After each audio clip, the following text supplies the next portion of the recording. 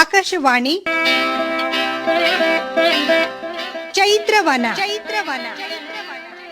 ಲಕ್ಷ್ಮೀಶನ ಜೈಮಿನಿ ಭಾರತದ ಸಮಗ್ರ ವಾಚನ ವ್ಯಾಖ್ಯಾನ ಕಾರ್ಯಕ್ರಮ. ಪ್ರಸ್ತುತಿ ಡಾಕ್ಟರ್ ಎಎಸ್ ಶಂಕರನಾರಾಯಣ. ಚೈತ್ರವನ ಕಾರ್ಯಕ್ರಮದ ಕೇಳುಗರಿಗೆಲ್ಲ ನಮಸ್ಕಾರಗಳು ಹಾಗೂ ಕಾರ್ಯಕ್ರಮಕ್ಕೆ ಆತ್ಮೀಯವಾದ ಸ್ವಾಗತ. ಪ್ರಿಯ ಕೇಳುಗರೆ, ಇಂದು ಲಕ್ಷ್ಮೀಶನ ಜೈಮಿನಿ ಭಾರತದ 33ನೆಯ ಸಂಧಿಯ ಕೆಲ ಪದ್ಯಗಳ ವಾಚನ ಹಾಗೂ ವ್ಯಾಖ್ಯಾನವನ್ನು ಕೇಳಲಿದ್ದೀರಿ. ವಾಚನ ಮಾಡಲಿದ್ದಾರೆ ಶ್ರೀಮತಿ ಎಚ್.ಸಿ. ಶಶಿಕಲಾ, ವ್ಯಾಖ್ಯಾನ ಮಾಡಲಿದ್ದಾರೆ ಶ್ರೀ ಎಚ್.ಆರ್. ಶ್ರೀಧರ್. ಧರಣಿ ಪಾಗ್ರಣಿ ಯುಧಿಷ್ಠಿರ ಮಹೀವಲ್ಲಭಂ ತುರಗಮೇಧಾಧ್ವರವನ್ ಐದೆ ವಿಸ್ತರಿಸಿದಂ ಭರತ ನಳನಹುಷಾದಿ ಪೃಥ್ವೀ ಶರೀತಂಗೆ ಪಾಸಡಿಯೇ ಪೇಳೆನಲ್ಕೆ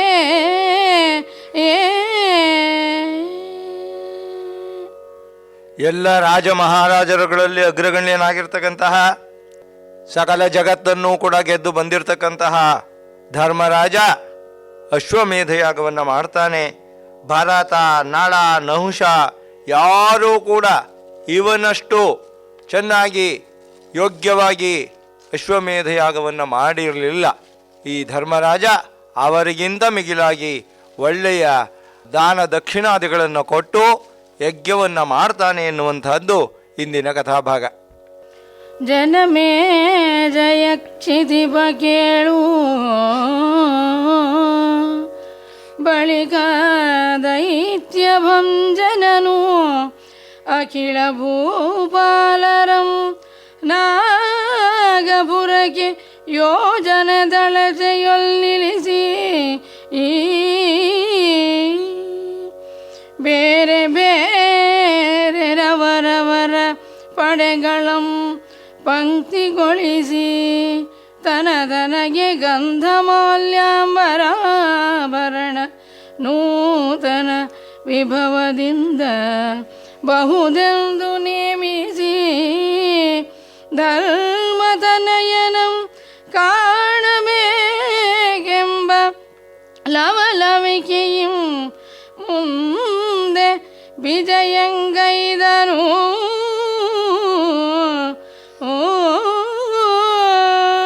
ಜನಮೇಜಯ ಮಹಾರಾಜ ಕೃಷ್ಣ ಮುಂದೆ ಬರ್ತಾ ಇದ್ದಾನೆ, ನಾಗಪುರಕ್ಕೆ ಹಸ್ತಿನಾವತಿಗೆ ಬರ್ತಾ ಇದ್ದಾನೆ. ಅಲ್ಲಿ ಬರ್ತಾ ಇರತಕ್ಕಂತಹ ಎಲ್ಲ ರಾಜ ಮಹಾರಾಜರು, ಅವರ ಸೈನಿಕರು ಎಲ್ಲರನ್ನೂ ಕೂಡ ಹಸ್ತಿನಾಪುರದಿಂದ ಒಂದು ಯೋಜನ ದೂರದಲ್ಲಿ ನಿಲ್ಲಿಸಿಬಿಟ್ಟು ಬೇರೆ ಬೇರೆಯಾಗಿರ್ತಕ್ಕಂತಹ ಪಡೆಗಳನ್ನು ಮಾಡಿಬಿಟ್ಟು ಸಾಲಾಗಿ ನಿಲ್ಲಿಸಿದ್ದಾನೆ. ನಾನು ಈಗ ಹೋಗಿ ಧರ್ಮರಾಜನನ್ನು ಕಾಣ್ತೇನೆ ಅಂತ ಹೇಳಿ ಲವಲವಿಕೆಯಿಂದ ಬರ್ತಾ ಇದ್ದಾನಂತೆ ಕೃಷ್ಣ. ಜೊತೆಗೆ ಆ ರಾಜ ಮಹಾರಾಜರುಗಳಿಗೆ ಎಲ್ಲರಿಗೂ ಕೂಡ ಅಲಂಕಾರವನ್ನು ಮಾಡಿಕೊಳ್ಳಿ, ಒಳ್ಳೆಯ ಗಂಧವನ್ನು ಪೂಸ್ಕೊಳ್ಳಿ, ವಿಭವದಿಂದ ಬಂದುಬಿಟ್ಟು ಆ ಧರ್ಮರಾಜನನ್ನು ನೀವು ಕಾಣಬೇಕು, ಆಭರಣಗಳನ್ನು ತೊಟ್ಕೊಳ್ಳಿ ಅಂತ ಹೇಳಿ ಕೃಷ್ಣ ಮುಂದಕ್ಕೆ ಬಂದಿದ್ದಾನೆ. ಹಸ್ತಿನಾಪುರವನ್ನು ಹೊಕ್ಕಿದ್ದಾನೆ. ಸುರ ನದಿಯ ತಡಿಯ ಪುಣ್ಯಕ್ಷೇತ್ರದೊಳು ವಿಸ್ತರದ ಮಣಿಮಂಟಪದೊಳು ಅಖಿಲ ಮುನಿಗಣದೊಡನೆ ಬರಿಸದಿಂದೊಡಲ ದಂಡಿಸಿ ನೆಲದ ಮೇಲೆ ಕುಳ್ಳಿದ್ದ ಯಮನಿಯಮದಿಂದ ಪರಮ ದೀಕ್ಷಾ ವಿಧಿಯನು ಅನುಕರಿಸಿ ಸಾಧ್ವಿಯರ ರವಿಯೊಳೆಸೆವುವ ಪತ್ನಿ ಬೆರಸಿ ತೊಳಗುವ ಯುಧಿಷ್ಠಿರ ಭೂಪನಂ ಕಂಡನು ಅಸುರಾರಿ ವಂದಿಸಿತು ತತ್ಸಭೆ ಮುರಾಂತಕಂಗೆ. ಗಂಗಾ ನದಿಯ ತೀರದಲ್ಲಿ ವಿಸ್ತಾರವಾಗಿರ್ತಕ್ಕಂತಹ ಮಣಿಖಚಿತವಾದಂತಹ ಯಾಗ ಮಂಟಪವನ್ನು ರಚಿಸಿದ್ದಾನೆ ಧರ್ಮರಾಜ. ಅವನು ಸುತ್ತಲೂ ಕೂಡ ಕುಳಿತಿರ್ತಕ್ಕಂತಹ ಋಷಿ ಮುನಿಗಳ ಗಡನದಲ್ಲಿ ಗುಂಪಿನಲ್ಲಿ ಕುಳಿತುಬಿಟ್ಟು ಅವನು ತಪಸ್ಸನ್ನು ಮಾಡ್ತಾ ಇದ್ದಾನೆ. ದೇಹವನ್ನು 1 ವರ್ಷದಿಂದಲೂ ಕೂಡ ದಂಡಿಸಿದ್ದಾನೆ. ನೆಲದ ಮೇಲೆ ಕುಳಿತು ನೆಲದ ಮೇಲೆ ಮಲಗುವುದು ಎಲ್ಲವನ್ನೂ ಮಾಡಿ ಯಾವ ಸಿಂಹಾಸನ ಆಗಲಿ ಅಥವಾ ಸುಪ್ಪತ್ತಿಗೆ ಆಗಲಿ ಯಾವುದನ್ನು ಕೂಡ ಉಪಯೋಗಿಸದೆ ತಾನು ಯೋಗದಿಂದ ಅಲ್ಲಿ ಕಾಲವನ್ನು ಕಳೆದಿದ್ದಾನೆ 1 ವರ್ಷ. ಜೊತೆಗೆ ಅಲ್ಲಿ ಸಾಧ್ವಿಯರು ಅಂದರೆ ಆ ಋಷಿಮುನಿಗಳ ಹೆಂಡತಿಯರು ಮಡದಿಯರು ಅವರೆಲ್ಲರ ಮಧ್ಯದಲ್ಲಿ ದ್ರೌಪದಾದೇವಿ ಕುಳಿತಿದ್ದಾಳೆ. ಅಂತಹ ಯಾಗ ಮಂಟಪಕ್ಕೆ ಕೃಷ್ಣ ಬಂದಿದ್ದಾನೆ. ಸಭೆ ನೋಡ್ತಾ ಇದೆ. ಕೃಷ್ಣನನ್ನು ನೋಡಿಬಿಟ್ಟು ಎಲ್ಲರೂ ಕೂಡ ಕೃಷ್ಣನಿಗೆ ನಮಸ್ಕಾರವನ್ನು ಮಾಡ್ತಾ ಇದ್ದಾರೆ. ಯದುಕುಲಾಗ್ರಣಿ ಬಳಿಗ ಭೀಮನಂ ಬಿಗಿಯಪ್ಪಿ ವಿದುರ ಧೃತರಾಷ್ಟ್ರ ಮಾದ್ರೇಯರಂ ತಕ್ಕೈಸಿ ಮುದದಿಂದ ದೇವಕಿ ಯಶೋದೆಯರ್ಗೆ ಅಭಿವಂದನಂಗೈದು ಪೃಥೆಗೆ ನಮಿಸಿ ಪದುಳವಿಟ್ಟೈದೆ ಗಾಂಧಾರಿಯಂಬಂದು ದ್ರೌಪದಿ ಸುಭದ್ರೆಯರ್ ಅಂಗ್ರಿಗೆರಗಿದೊಡೆ ಮಣಿದೆತ್ತಿದ ನಂತರದೊಳು ಅಖಿಲ ಮುನಿಗಳ್ಗೆ ವಂದಿಸಿ ನಗುತ ನೃಪದಿಗಿಂತೆಂದನು. ಯಾಗ ಮಂಟಪಕ್ಕೆ ಬಂದಿರತಕ್ಕಂತಹ ಶ್ರೀಕೃಷ್ಣ ಭೀಮನನ್ನು ಆಲಂಗಿಸ್ಬಿಟ್ಟು ತಬ್ಬಿಕೊಂಡಿದ್ದಾನಂತೆ. ವಿದರ, ಧೃತರಾಷ್ಟ್ರ, ನಕುಲ, ಸಹದೇವ ಎಲ್ಲರನ್ನೂ ಕೂಡ ಅಪ್ಪಿಕೊಂಡ್ಬಿಟ್ಟು ಅವರನ್ನು ಮಾತನಾಡಿಸಿದ್ದಾನೆ. ಯಶೋದೆ, ಕುಂತಿ ಅವರಿಗೆ ನಮಸ್ಕಾರವನ್ನು ಮಾಡಿದ್ದಾನೆ. ಜೊತೆಗೆ ಗಾಂಧಾರಿಯ ಯೋಗಕ್ಷೇಮವನ್ನು ವಿಚಾರಿಸಿದ್ದಾನೆ. ದ್ರೌಪದಿ, ಸುಭದ್ರೆಯರು ಬಂದು ಕೃಷ್ಣನಿಗೆ ನಮಸ್ಕಾರವನ್ನು ಮಾಡಿದ್ದಾರಂತೆ. ಆಗ ಅವರನ್ನು ಮೇಲಕ್ಕೆ ಎತ್ತಿಬಿಟ್ಟು ಸಮಸ್ತ ಮುನಿಗಳು ಕೂಡ ಇವರಿಗೆ ನಮಸ್ಕಾರವನ್ನು ಮಾಡ್ತಾ ಇದ್ದಾರೆ. ಧರ್ಮರಾಜನಿಗೆ ಕೃಷ್ಣ ನಗನಕಿತ ಮಾತನ್ನು ಹೇಳ್ತಾ ಇದ್ದಾನೆ. ಅರಸ ನಿನ್ನ ತ್ವರದ ವಾಜಿ ಭೂವಲಯಮಂ ತಿರುಗಿ ಬಂದುದು ವರ್ಷವಾದ್ರದೊಳ್ ಮೇದಿನಿಯ ನರಪತಿಗಳು ಎಲ್ಲರಂ ನಡೆದಂದರು. ಒಡನೆ ಪಾರ್ಥ ಪ್ರತಾಪದ ಹರಹಿಗೆ ಧರಣಿ ಸಾಲದು ನೆರಪಿದೊಡವೆಗೆ ಅಮರಾಚಲಂ ಸರಿಯಲ್ಲ ಬಗದಾಲ್ ಬೆಗಾದಿ ಮುನಿನಿಕರಮಿದೆ ದೊರೆಯದಿಹ ಸಂಭಾರಮಿಲ್ಲ ನಡೆದಿನ್ನು ಯಜ್ಞವನೆಂದು ಹರಿ ನುಡಿದನು. ಧರ್ಮರಾಜ, ನಿನ್ನ ಯಜ್ಞಾಶ್ವ ವರ್ಷ ಕಾಲದಲ್ಲಿ ಭೂಮಿಯ ಎಲ್ಲ ಕಡೆ ತಿರುಗಿ ಬಂದಿದೆ. ಅರ್ಜುನನ ಪ್ರತಾಪ ಅಂಥದ್ದು. ಎಲ್ಲರನ್ನೂ ಕೂಡ ಗೆದ್ದು ಬಂದಿದ್ದಾನೆ. ಭೂಮಿಯ ಎಲ್ಲ ದೊರೆಗಳು ಕೂಡ ಇವನ ಜೊತೆಯಲ್ಲಿ, ಪಾರ್ಥನ ಜೊತೆಯಲ್ಲಿ ಬಂದಿದ್ದಾರೆ. ಭೂಮಿಯ ಮೇರೆ ಈ ಅರ್ಜುನನ ಪ್ರತಾಪಕ್ಕೆ ಸಾಕಾಗಲಿಲ್ಲ ಅಂಥೇಳಿ ಹೇಳ್ತಾ ಇದ್ದಾನೆ. ಜೊತೆಗೆ ಸಕಲ ಐಶ್ವರ್ಯವನ್ನು ಕೂಡ ತಂದಿದ್ದಾನೆ. ಇದು ಮೇರು ಪರ್ವತದಷ್ಟು ಎತ್ತರವಾಗಿ ಬೆಳೆದಿದೆ. ಅಷ್ಟು ಸಂಪತ್ತನ್ನು ಸಂಪಾದಿಸಿಕೊಂಡು ಬಂದಿದ್ದಾನೆ. ಯಜ್ಞಕ್ಕೆ ಬೇಕಾದಂತಹ ಎಲ್ಲ ವಸ್ತುಗಳನ್ನು ಕೂಡ ತಂದಿದ್ದಾನೆ. ಎಲ್ಲ ಸಂಪತ್ತನ್ನು ಕೂಡ ತಂದಿದ್ದಾನೆ. ಜೊತೆಗೆ ಭಗದಾಲಭ್ಯರಂತಹ ಆ ಋಷಿಮುನಿಗಳನ್ನು ಕರೆದುಕೊಂಡು ಬಂದಿದ್ದಾನೆ. ಇನ್ನು ಯಜ್ಞ ಯಶಸ್ವಿಯಾಗಿ ನಡೆಯುತ್ತೆ, ನೀನು ಯೋಚನೆಯನ್ನು ಮಾಡಬೇಡ, ಯಜ್ಞಕ್ಕೆ ಸಿದ್ಧನಾಗು ಅಂತ ಹೇಳಿ ಕೃಷ್ಣ ಹೇಳ್ತಾ ಇದ್ದಾನೆ. ಆ ಮುರಾಂತಕನ ಮಾತಂ ಕೇಳ್ದು ಹರಿಸದಿಂ ಭೂಮಿ ಬದಿ ನುಡಿದನು. ಎಲೆ ದೇವ ತವ ಕಾರುಣ್ಯ ಜೀಮೂತಮಿರೆ ಬೆಳೆಯದಿದ್ದಬುದೇ ಪಾತ ಪ್ರತಾಪದ ಪೊಲಂ ತಿಳಿಯಲು ರೋಮ ರೋಮದೊಳಿಡಿದ ಜಾಂಡ ಕೋಟಿಗಳಿಹ ಮಹಾಮಹಿಮ ತಾನೆತ್ತ ನರನ ಸಂಗಡ ತಿರುಗುವಿ ಮನುಜತನವೆತ್ತ ಭಕ್ತರಂ ಪಾಲಿಪುದೆ ನಿನ್ನ ಬಾಳುವೆ ಎಂದನು. ಕೃಷ್ಣನ ಮಾತನ್ನು ಕೇಳಿಬಿಟ್ಟು ಧರ್ಮರಾಜನಿಗೆ ತುಂಬ ಸಂತೋಷವಾಗ್ತಾ ಇದೆ. ಸಂತೋಷದಿಂದ ಹೇಳ್ತಾ ಇದ್ದಾನೆ, ದೇವಾ, ನಿಮ್ಮ ಕರುಣೆಯ ಒಂದು ಮೋಡ ಅನ್ನತಕ್ಕಂತಹದ್ದು ಮಳೆ ಸುರಿಸಿದರೆ ಅರ್ಜುನನ ಪ್ರತಾಪ ಅನ್ನತಕ್ಕಂತಹ ಬೆಳೆ ಬೆಳೆಯದೇ ಇರುತ್ತೆ. ಖಂಡಿತವಾಗಿ ಅವನ ಪ್ರತಾಪ ಹೆಚ್ಚಾಗುತ್ತೆ. ಆ ಪ್ರತಾಪದಿಂದ ಎಲ್ಲವನ್ನೂ ಕೂಡ ಗೆದ್ದಿದ್ದಾನೆ. ನಿನ್ನ ರೋಮ ರೋಮದಲ್ಲೂ ಕೂಡ ಅನಂತ ಕೋಟಿ ಬ್ರಹ್ಮಾಂಡಗಳನ್ನು ನೀನು ತುಂಬಿಕೊಂಡಿದ್ದೀಯಾ. ಅಂತಹ ಮಹಾಮಹಿಮ ನೀನು. ಅಂತಹ ದೇವೆಯಲ್ಲಿ ಇಲ್ಲಿ ಮನುಷ್ಯ ರೂಪದಲ್ಲಿ ಬಂದು ಅರ್ಜುನನ ರಥದ ಸಾರಥಿಯಾಗಿ ಸೇವೆಯನ್ನು ಮಾಡ್ತಾ ಇದ್ದೀಯಲ್ಲ, ಆ ಮನುಷ್ಯತ್ವ ಎಲ್ಲಿ ಅಂಥೇಳಿ ಅವನನ್ನು ಹೊಗಳ್ತಾ ಇದ್ದಾನೆ. ಜೊತೆಗೆ ನೀನು ನಮ್ಮನ್ನು ಬೆಳೆಸ್ತಾ ಇದ್ದೀಯಾ, ಎಲ್ಲ ಭಕ್ತರನ್ನ ನೀನು ಜೀವ ಅಂಥೇಳಿ ಅಂದ್ಕೊಂಡಿದ್ದೀಯಾ ಅಂಥೇಳಿ ಆ ಕೃಷ್ಣನನ್ನು ಧರ್ಮರಾಜ ಹೊಗಳ್ತಾ ಇದ್ದಾನೆ. ದೇವ ಸಾಗಿನ್ನದರ ಮಾತು ಎಮ್ಮ ಪಂಚಗದ ಜೀವನಂ ನಿಮ್ಮದೈಸಲೇ ಬಾಹ್ಯ ವೇದಗೆ ಧರಾವಲಯದ ಅರಸುಗಳನೆಂತು ಜಯಿಸಿದಿರಿ ಎಂಬ ವಿವರಮಂ ಪೇಳ್ದುದೆಂದು ಭೂವಲ್ಲಭಂ ಕೇಳ್ದೊಡೆ ಇಂದಿರಾಪದಿ ಹಸ್ತಿನಾವಧಿಯ ನಗರವಂ ಪೊರಮಟ್ಟು ಮಗುಳಲ್ಲಿಗೆ ಆವಾಜಿಗಳು ಬಂದು ಪುಗುವಿನ ನಡೆದ ವೃತ್ತಾಂತಮಂ ವಿವರಿಸಿದನು. ಆಗ ಧರ್ಮರಾಜ ಹೇಳ್ತಾ ಇದ್ದಾನೆ, ಕೃಷ್ಣ, ಈ ನಾಟಕದ ಮಾತುಗಳನ್ನು ಹೇಳ್ತಾ ಇದ್ದೀಯಾ. ಪಾರ್ಥ ದೊಡ್ಡವನು, ಪಾರ್ಥ ಪ್ರತಾಪಿ ಅಂತ ಹೇಳಿ ಹೇಳ್ತಾ ಇದ್ದೀಯಾ. ಅರ್ಜುನ ಯುದ್ಧವನ್ನು ಮಾಡ್ದ ಅಂತ ಹೇಳಿ ಹೇಳ್ತಾ ಇದ್ದೀಯಾ. ಈ ಹೊರಗಿನ ಮಾತುಗಳು ಯಾತಕ್ಕೆ ಬೇಕು? ನೀನು ಮಮ ಪ್ರಾಣಾಹಿ ಪಾಂಡವಾಹ ಅಂತೇಳಿ ಹೇಳ್ಕೊಂಡಿದ್ದೀಯಾ. ಇನ್ನು ಮಾತು ಸಾಕು. ಈಗ ನನಗೆ ಯಾವ ರಾಜರನ್ನು ಹೇಗೆ ಗೆದ್ರಿ, ಯಾರ ಮೇಲೆ ಹೇಗೆ ಯುದ್ಧ ಆಯಿತು ಅಂಥೇಳಿ ಅನ್ನುವಂತಹ ವಿಸ್ತಾರವಾದಂತಹ ಕಥೆಯನ್ನು ಹೇಳು, ಈ ಭೂಮಂಡಲವನ್ನು ಗೆದ್ದು ಬಂದಿರತಕ್ಕಂತಹ ಕಥೆಯನ್ನು ಹೇಳು ಅಂಥೇಳಿ ಧರ್ಮರಾಜ ಹೇಳಿದಾಗ ಕೃಷ್ಣ ಹೇಳೋದಕ್ಕೆ ಆರಂಭ ಮಾಡ್ದ. ಯಜ್ಞಾಶ್ವ ಹಸ್ತಿನಾಪುರವನ್ನು ಬಿಟ್ಟು ಇಲ್ಲಿಯವರೆಗೆ 1 ವರ್ಷ ಕಾಲ ಎಲ್ಲೆಲ್ಲಿ ಹೋಗಿತ್ತು, ಯಾವ ದೇಶಕ್ಕೆ ಹೋಗಿತ್ತು, ಯಾವ ಮಹಾರಾಜರು ತಾವಾಗಿಯೇ ಕಪ್ಪ ಕಾಣಿಕೆಯನ್ನು ತಂದುಕೊಟ್ರು, ಯಾವ ಮಹಾರಾಜರ ಮೇಲೆ ಯುದ್ಧವನ್ನು ಮಾಡಬೇಕಾಯಿತು ಅನ್ನುವಂತಹ ಕಥೆಯನ್ನು ವಿಸ್ತಾರವಾಗಿ ಕೃಷ್ಣ ಧರ್ಮರಾಜನಿಗೆ ಹೇಳ್ತಾ ಇದ್ದಾನೆ.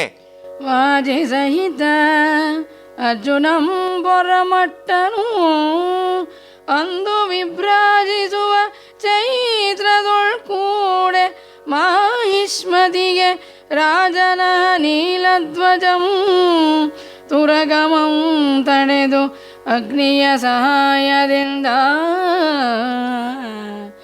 ಈ ಜಿಷ್ಣು ಸಂಗರದೊಳ್ ಆದನಂ ಜಯಿಸಲು ಆವ್ಯಾಜದಿಂ ಬಂದುದು ಆ ಸರಿದ್ವರೆಯ ಶಾಪಂ ಮಹಾಜವದೊಳಲ್ಲಿಂದ ಹೋಗಿ ತಿರುಗಿತು ಹಯಂ ಬಳಿಗ ವಿಂಧ್ಯಾಚಲದೊಳು. ಧರ್ಮರಾಜ, ಯಜ್ಞಾಶ್ವ ಚೈತ್ರ ಮಾಸದಲ್ಲಿ ಹಸ್ತಿನಾವತಿಯನ್ನು ಬಿಟ್ಟು ಎಲ್ಲ ಜೈತ್ರ ಯಾತ್ರೆಯನ್ನು ಹೊರಟಿತು. ಮಾಹಿಷ್ಮತಿಯ ರಾಜನಾದ ನೀಲಧ್ವಜ ಅಗ್ನಿಯ ಬಲದಿಂದ ಕುದುರೆಯನ್ನು ಕಟ್ಟಿಹಾಕಿದ. ಅವನನ್ನು ಗೆದ್ದು ಬಿಟ್ಟು ಕುದುರೆಯನ್ನು ಬಿಡಿಸ್ಕೊಂಡ್ವಿ. ಅವನನ್ನು ಜಯಿಸಿದ್ದರಿಂದ ಗಂಗಾದೇವಿಯ ಶಾಪ ಬಂತು ಅರ್ಜುನನಿಗೆ. ಕುದುರೆ ಅಲ್ಲಿಂದ ಮುಂದುವರೆದು ಬಿಟ್ಟು ವಿಂಧ್ಯಾಚಲವನ್ನು ಪ್ರವೇಶ ಮಾಡ್ತು ಅಂಥೇಳಿ ಕಥೆಯನ್ನು ಹೇಳ್ತಾ ಇದ್ದಾನೆ. ಆನಗದ ಪೆಣ್ಗಳಿಂ ಪಣ್ಗಳಿಂ ದೊಜ್ಜಿರದ ಪಾನೀಯ ದಿಂಪಿನಿಂ ತಂಪಿನಿಂ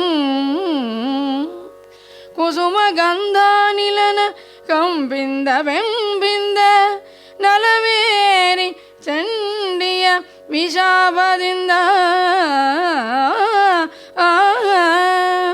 ಸೇನೆ ವಿಸ್ಮಯದೊಡನೆ ಹಯದೊಡನೆ ಮುಂದೆ ಸಮಾನದಿಂ ನಡೆಯಲ್ಕೆ ತಡೆಯಲ್ಕೆ ಸಂಗರದೊಳೀನರಂ ಜಯಿಸಿದಂ ಛಲದಿಂದ ಬಲದಿಂದ ಹಂಸಧ್ವಜನ ಸುಧರನು.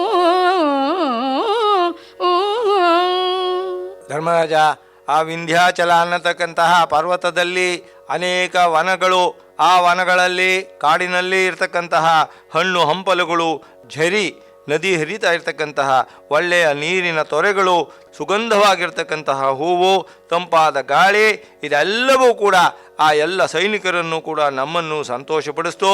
ಅಲ್ಲಿ ಕುದುರೆಯ ಕಾಲು ಒಂದು ಕಲ್ಲಿನಲ್ಲಿ ಸಿಗಾಕೊಂಡ್ಬಿಡ್ತು.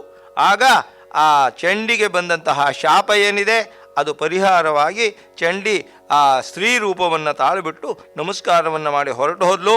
ಆದರೆ ಎಲ್ಲರೂ ಕೂಡ ಆಶ್ಚರ್ಯ ಪಡ್ತಾ ಇದ್ದಾರೆ. ಮುಂದಕ್ಕೆ ಹೋದ್ವಿ. ಆ ಹಂಸಧ್ವಜನ ಮಕ್ಕಳು ಹಂಸಧ್ವಜ ಕುದುರೆಗಳನ್ನು ಕಟ್ಟಿ ಹಾಕಿದರು. ಅರ್ಜುನ ಅವರೆಲ್ಲರನ್ನೂ ಕೂಡ ಯುದ್ಧದಲ್ಲಿ ಸೋಲಿಸಿಬಿಟ್ಟು ಅವರನ್ನು ಜಯಿಸಿದ್ದಾನೆ. ಜನಪ ಕೇಳು ಘರ್ಮಕಾಲದೊಳ್ ತುಯಿನಗಿರಿ ತನುಜಯ ತಪೋವನದ ವಿಘ್ನಗಳಂ ಕಳೆದು ವನಿತಾಮಯದ ರಾಜ್ಯದೊಳ್ ಪ್ರಮೀಲೆಯನ್ ಒಡಂಬಡಿಸಿ ಗಜಪುರಕ್ಕೆ ಕಳುಹಿ ಧನುಜೇಂದ್ರ ಭೀಷಣನಾಕ್ರಮಿಸಿ ಬಭ್ರುವಾಹನನ ಪಟ್ಟಣಕ್ಕೆ ನಿಜಾಯದೊಡನೆ ಬಂದನರ್ಜುನ ಅಬ್ಧರುದುವಿನೊಳ್ ಮೇಘರವಂ ಮಿಗುವ ವಾದ್ಯ ನಿರ್ಘೋಷದಿಂದ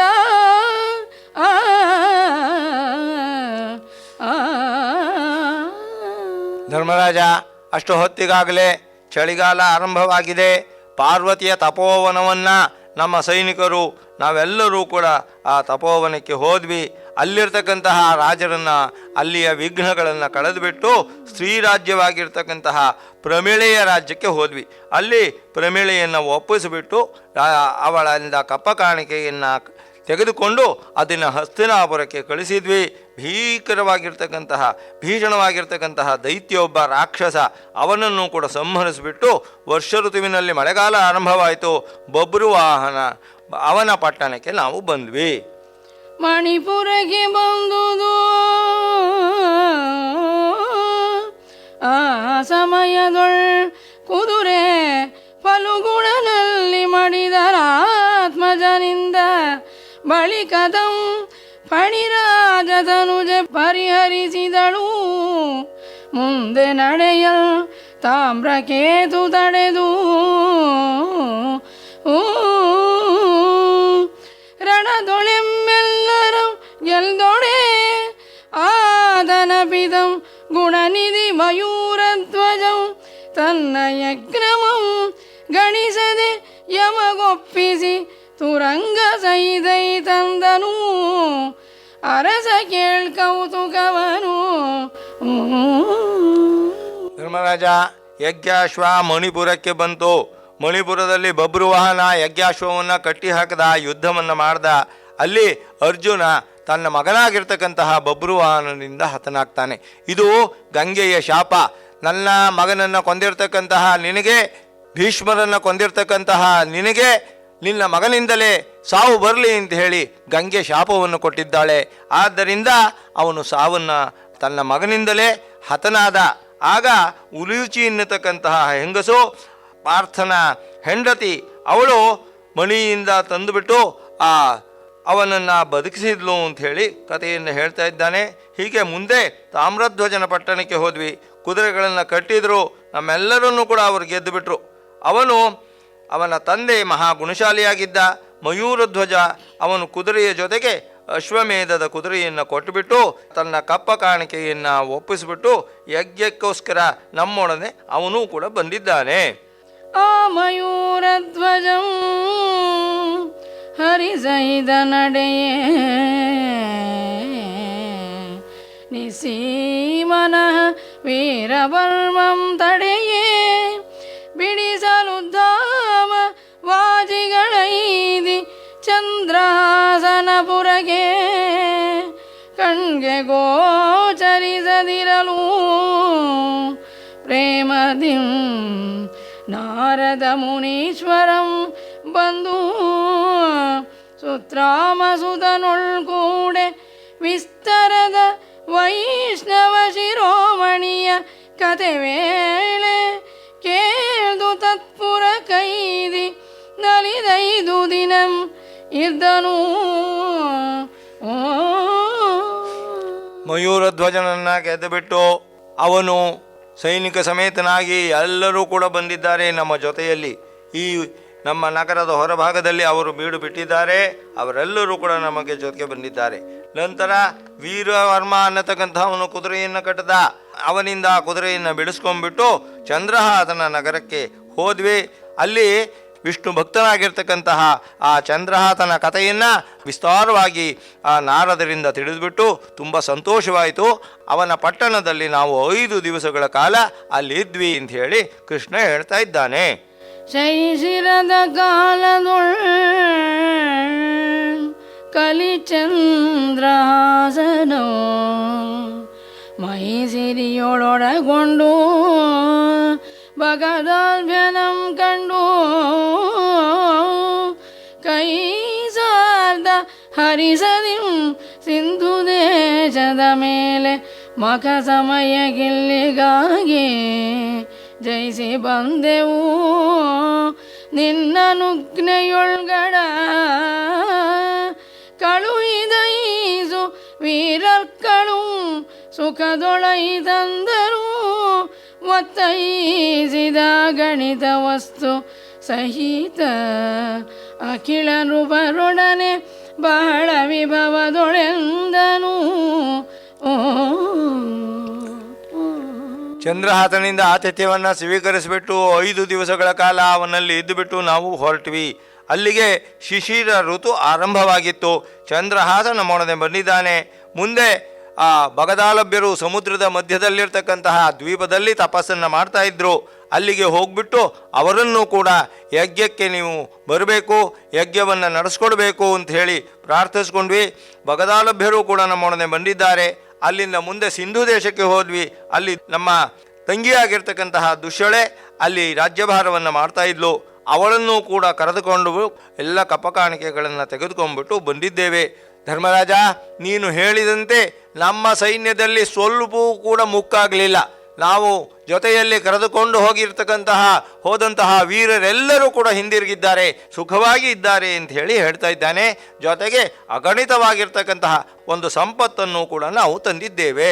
ಭೂಮಂಡಲದೊಳ್ ಇಂದು ಮಕಾಯಂ ತಿರುಗಿದ ಮಹೇಶ್ವರರ್ ಒಡನೆ ಬಂದ ವೃತ್ತಾಂತಮಂ ದಾಮೋದರಂ ಪೇಳ್ದು ರಾಯನಂ ಬೀಳ್ಕೊಂಡು ತನ್ನ ಮಂದಿರಕ್ಕೆ ಬಳಿಕ ಭೀಮನಂ ಕೈವಿಡಿದುಕೊಂಡು ನಡೆದರೆ ಸತ್ಯಭಾಮಾದಿ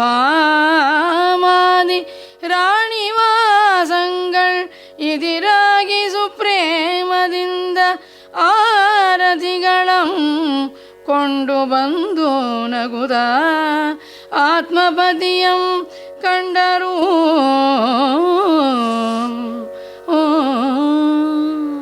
ಭೂಮಿಯ ಮೇಲೆ ಯಾಗದ ಕುದುರೆ ತಿರುಗಿ ಅನೇಕ ರಾಜರು ಕೂಡ ಬಂದಿದ್ದಾರೆ. ಜೊತೆಗೆ ಅವರನ್ನು ಗೆದ್ವಿ ಎನ್ನುವಂತಹ ಎಲ್ಲ ವೃತ್ತಾಂತವನ್ನು ಕೃಷ್ಣ ಹೇಳ್ತಾ ಇದ್ದಾನೆ. ಜೊತೆಗೆ ಭೀಮನನ್ನು ಕರೆದುಕೊಂಡ್ಬಿಟ್ಟು ತನ್ನ ಅರಮನೆಗೆ ಬಂದಿದ್ದಾನೆ.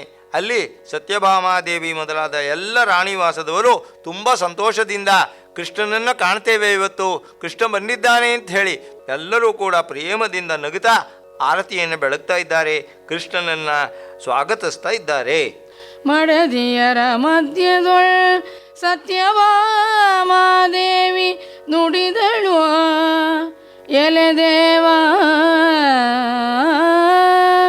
ನಮಗಳು ಸೋದರಿ ಕುಬ್ಜೆಯೇ ಪೊಡವಿಯೊಳ್ ಫಲುಗುಣಂ ತುರಗರಕ್ಷೆಗೆ ಪೋದಗತದಿಂ ಪ್ರಮೀಳೆ ನಿಮಗೆ ಒಡ ಹುಟ್ಟಿದವಳು ಆದಳಿನ್ನೇನು ಎನಲ್ಕೆ ಅವಳ ಮುಡಿಯ ಮಾತಂ ಕೇಳ್ದೋ ಮೊಳೆವನ ಸುನಗೆಯ ಬೆಳ್ಪಿಡಿಯೇ ಕಮಲಾಂಬಗಂ ಪವಮಾನನಂದನನ ಮೊಗ ನೋಡುತ್ತ ಇಂದೆಂದನೂ. ಕೃಷ್ಣ ಪತ್ನಿಯರ ನಡುವೆ ಕುಳಿತುಕೊಂಡಿದ್ದಾನೆ. ಸತ್ಯಭಾಮಾದೇವಿ ಹೇಳ್ತಾ ಇದ್ದಾಳೆ, ಕೃಷ್ಣ, ಆ ಕುಬ್ಜೆ ನಿನಗೆ ಗಂಧವನ್ನು ತಂದು ಕೊಡ್ತಾ ಇದ್ದಂತಹ ಕುಬ್ಜೆಯನ್ನು ಸುಂದರಿಯನ್ನಾಗಿ ಮಾಡಿ ಮದುವೆ ಮಾಡಿಕೊಂಡ್ಯಲ್ಲ, ಹಾಗಲ್ಲ. ಈಗ ಬಂದಿರತಕ್ಕಂತಹ ಆ ಪ್ರಮಿಳೆ ನಮ್ಮ ಸೋದರಿ ಆಗಬೇಕು. ಯಾಕೆ ಅಂತ ಹೇಳಿದರೆ ಅರ್ಜುನ ಅವಳನ್ನು ಮದುವೆಯಾಗಿದ್ದಾನೆ, ನೀನು ಅವಳ ಕಡೆ ಗಮನವನ್ನು ಹರಿಸಬಾರ್ದು, ಅವಳು ನಿನಗೆ ತಂಗಿ ಅಂಥೇಳಿ ತಮಾಷೆ ಮಾಡ್ತಾ ಇದ್ದಾಳಂತೆ. ಆಗ ಕೃಷ್ಣ ಭೀಮನ ಮುಖವನ್ನು ನೋಡಿ ಹೇಳ್ತಾ ಇದ್ದಾನೆ, ಸಂತತಿಗೆ ಸಂತತಿಗಳಾದುವ ಇನ್ನೇನದರ ಚಿಂತೆ, ಬಾಲ್ಯವೇ ನಮಗೆ ಭೀಮ ನೋಡೀಗ ನಮ್ಮಂತರವನು ಅರಿಯದಿವಳೆಂದ ಕಡಗಿಯ ಮಾತನೆಂದು ಮುರಹರ ನೊರೆದೋಣೆ. ಅಂತಹುದು ಪುಸಿಯಲ್ಲ ತರಳತನದೊಳ್ ಪುರುಷರೆಂತು ಆದೊಡಂ ನಡೆವರು ಈ ಧರ್ಮಜನಪುರದೊಳ್. ಇಂತು ಮಾರ್ಗಿಗಳಾಗ ದಿರಬಹುದೇ ಹೇಳೆಂದಳು ಆ ಸತ್ಯಭಾಮೆ ನಗುತ್ತ. ಕೃಷ್ಣ ಭೀಮನ ಮುಖವನ್ನು ನೋಡ್ತಾ ಹೇಳ್ತಾ ಇದ್ದಾನೆ, ಭೀಮ ಕಟಕಿಯನ್ನ ಹೇಳ್ತಾ ಇದ್ದಾಳೆ, ನನಗೆ ಅಪಹಾಸ್ಯವನ್ನು ಮಾಡ್ತಾ ಇದ್ದಾಳೆ, ಎಲ್ಲಿ ಹೋದರೆ ಅಲ್ಲಿ ಒಂದು ಮದುವೆಯನ್ನು ಮಾಡ್ಕೊಂಡು ಬರ್ತೀರಿ ಎನ್ನುವಂತಹ ಮಾತನ್ನು ಹೇಳ್ತಾ ಇದ್ದಾಳೆ. ಭೀಮ ನನಗೆ ಮಕ್ಕಳಾಯಿತು, ಯೌವನ ಹೊರಟು ಹೋಯಿತು, ಈಗ ಆ ರೀತಿ ನಾನು ನಡ್ಕೊಳ್ಳೋದಕ್ಕೆ ಸಾಧ್ಯವೇ ಅಂಥೇಳಿ ಈ ಚುಚ್ಚು ಮಾತನ್ನು ನೋಡು ಈ ಸತ್ಯಭಾಮೆ ಹೇಳ್ತಕ್ಕಂಥದ್ದು ಅಂಥೇಳಿ ಕೃಷ್ಣ ಹೇಳ್ತಾ ಇದ್ದಾನೆ. ಆಗ ಸತ್ಯಭಾಮೆ, ನಿಜ ಈಗ ವಯಸ್ಸು ಹೋಯಿತು, ಸುಳ್ಳಲ್ಲ, ಆದರೂ ಕೂಡ ಈ ಪುರುಷರು ಯೌವನದಲ್ಲಿ ತಮಗೆ ಬೇಕಾದಂತಹ ರೀತಿಯಲ್ಲಿ ನಡೆದುಕೊಳ್ತಾರೆ. ಆದರೆ ಈ ಹಸ್ತಿನಾಪುರದಲ್ಲಿ ಹಾಗೆ ನಡೆದುಕೊಳ್ಳುವಂತಿಲ್ಲ. ಯಾಕೆ ಅಂತ ಹೇಳಿದರೆ ಅದು ಧರ್ಮರಾಜನ ನಗರ, ಅಲ್ಲಿ ಎಲ್ಲರೂ ಕೂಡ ಸನ್ಮಾರ್ಗದಲ್ಲೇ ಇರಬೇಕಾಗತ್ತೆ ಅಂಥೇಳಿ ಅಯ್ಯೋ ಪಾಪವೇ ಅಂಥೇಳಿ ಮತ್ತೆ ತಮಾಷೆಯಾಗಿ ಮಾತನ್ನು ಹೇಳ್ತಾ ಇದ್ದಾಳೆ ಆ ಸತ್ಯಭಾಮೆ. ಹೀಗೆ ಹೇಳ್ತಾ ಇರಬೇಕಾದ್ರೆ ಪ್ರಾಣೇಶ್ವರಿಯ ನುಡಿಗೆ ನಸುನಗುತ್ತ ಮತ್ತುಳಿದ ರಾಣಿಯರ ಸರಸೋಕ್ತಿಗಳನಾಲಿಸುತ್ತ ಚಕ್ರಪ್ರಾಣಿ ಮಾರುತಿ ಸಹಿತ ಭವನದೊಳ್ ಕುಳ್ಳಿದ್ದು ಸುಖದೊಳಿರಲಾಪದೊಳು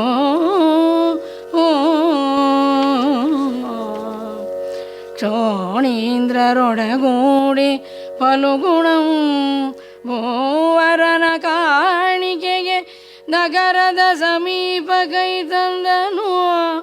ಆವಾಣಿಯಂ ದಾರುಕಂ ಬಂದು ಭಿನ್ನೈಸಲ್ಕೆ ಪೊರಮೊಟ್ಟನು ಅರಮನೆಯನು. ಹೀಗೆ ಕೃಷ್ಣ ತನ್ನ ಸತಿಯರ ಜೊತೆಯಲ್ಲಿ ಕುಳಿತುಬಿಟ್ಟು ತಮಾಷೆಯಾಗಿ ಮಾತನಾಡ್ತಾ ಇದ್ದಾನೆ. ಪ್ರಾಣೇಶ್ವರಿಯಾಗಿರ್ತಕ್ಕಂತಹ ಸತ್ಯಭಾಮಾದೇವಿ ಹೇಳಿದಂತಹ ಮಾತನ್ನು ಕೇಳ್ತಾ ನಗುತ್ತಾ ಸರಸೋಕ್ತಿಗಳಿಂದ ಮಾತನ್ನು ಆಡ್ತಾ ಇದ್ದಾರೆ. ಅಂತಹ ಸಂದರ್ಭದಲ್ಲಿ ಎಲ್ಲ ಮಹಾರಾಜರನ್ನು ಕೂಡ ಕೂಡಿಕೊಂಡು ಬಿಟ್ಟು ಪಾರ್ಥ ಧರ್ಮರಾಜನನ್ನು ಕಾಣೋದಕ್ಕೋಸ್ಕರ ನಗರದ ಸಮೀಪಕ್ಕೆ ಬಂದಿದ್ದಾನೆ. ವಿಷಯವನ್ನು ದಾರುಕ ಬಂದು ಹೇಳ್ತಾ ಇದ್ದಾನೆ, ಕೃಷ್ಣ ಪಾರ್ಥ ಬಂದಿದ್ದಾನೆ, ಎಲ್ಲ ಮಹಾರಾಜರು ಕೂಡ ಜೊತೆಯಲ್ಲಿ ಬಂದಿದ್ದಾರೆ ಅಂತ ಹೇಳಿ ಆ ದಾರುಕ ಹೇಳಿದಾಗ ಕೃಷ್ಣ ಅರಮನೆಯಿಂದ ಹೊರಟಿದ್ದಾನೆ. ಇದುವರೆಗೆ ಲಕ್ಷ್ಮೀಶನ ಜೈಮಿನಿ ಭಾರತದ 33ನೆಯ ಸಂಧಿಯ ಕೆಲ ಪದ್ಯಗಳ ವಾಚನ ಹಾಗೂ ವ್ಯಾಖ್ಯಾನವನ್ನು ಕೇಳಿದಿರಿ. ವಾಚನ ಮಾಡಿದವರು ಶ್ರೀಮತಿ ಎಚ್ ಸಿ ಶಶಿಕಲಾ, ವ್ಯಾಖ್ಯಾನ ಮಾಡಿದವರು ಶ್ರೀ HR ಶ್ರೀಧರ್. ಚೈತ್ರವನ ಕೇಳಿದ್ರಿ. ಕಾರ್ಯಕ್ರಮದ ಪ್ರಸ್ತುತಿ ಡಾಕ್ಟರ್ AS ಶಂಕರನಾರಾಯಣ. ನಿರ್ಮಾಣ ನೆರವು ಸಂಜೀವ R ನಾಮಣ್ಣವರ್. ಇದು ಇಂದಿನ ಚೈತ್ರವನ. ಈ ಕಾರ್ಯಕ್ರಮ ಆಕಾಶವಾಣಿ ಭದ್ರಾವತಿ ಕೇಂದ್ರದ ಕೊಡುಗೆ.